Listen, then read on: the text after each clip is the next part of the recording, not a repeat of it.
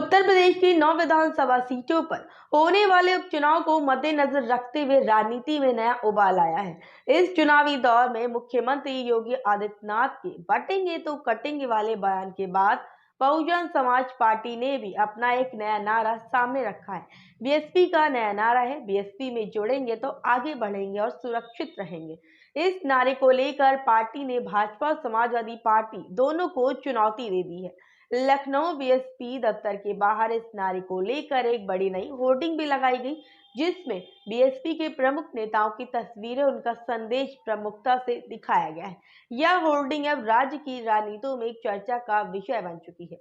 BSP नेता Mohammad server Malik द्वारा लगवाए गए इस पोस्टर में पार्टी सुप्रीमो मायावती और उनके उत्तराधिकारी आकाश आनंद की बड़ी तस्वीर ऊपर दिखाई दे रही है। नीचे मोहम्मद सरवर मलिक और लखनऊ से बीएसपी की पूर्व मेयर प्रत्याशी शाहीन बानो की तस्वीरें इस होर्डिंग का हिस्सा है।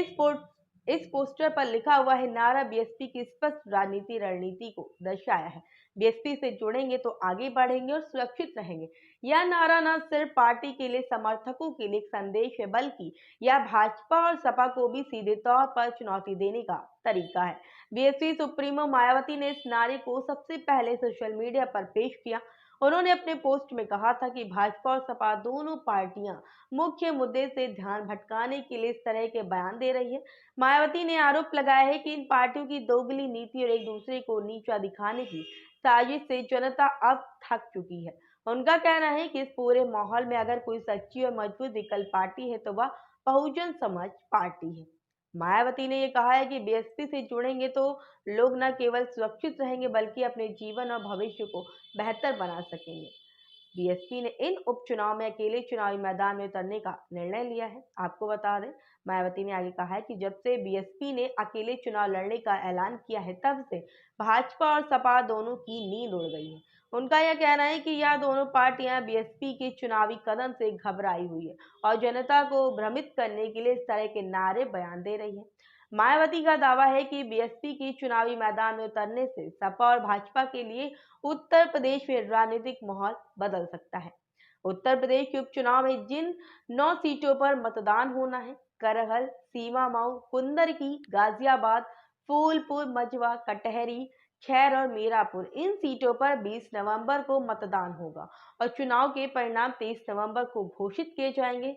इन उपचुनाव को लेकर सभी राजनीतिक दलों ने अपनी अपनी तैयारियां जो है शुरू कर दी है और इन परिणामों को राज्य की राजनीति के लिहाज से एक निर्णायक मोड़ माना जा रहा है।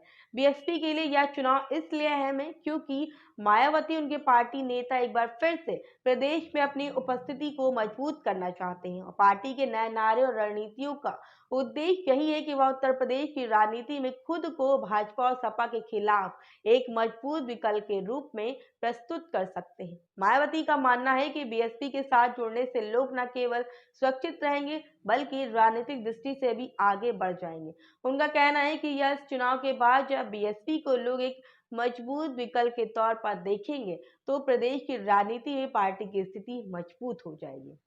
राजनीतिक विश्लेषकों का मानना है कि इस बार बीएसपी ने एक नई रणनीति अपनाई, जिससे वह अपने पुराने सशक्त दल के रूप में वापसी करना चाहती। यदि बीएसपी इन उपचुनाव में अच्छा प्रदर्शन करती है और कुछ सीटें जीतना चाहती है और सफल होती है, तो यह पार्टी के लिए एक बड़ा संकेत होगा।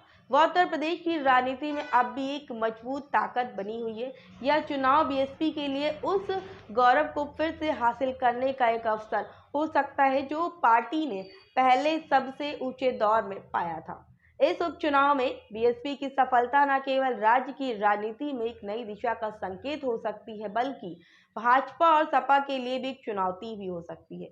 उत्तर प्रदेश की राजनीति में अभी बीएसपी का नजरअंदाज करना एक बड़ी गलती हो सकती है। अगर बीएसपी अपनी पुरानी जमीन पर मजबूत कदम जमाती है तो आगामी विधानसभा चुनाव में वह गंभीर चुनौती साबित हो सकती है।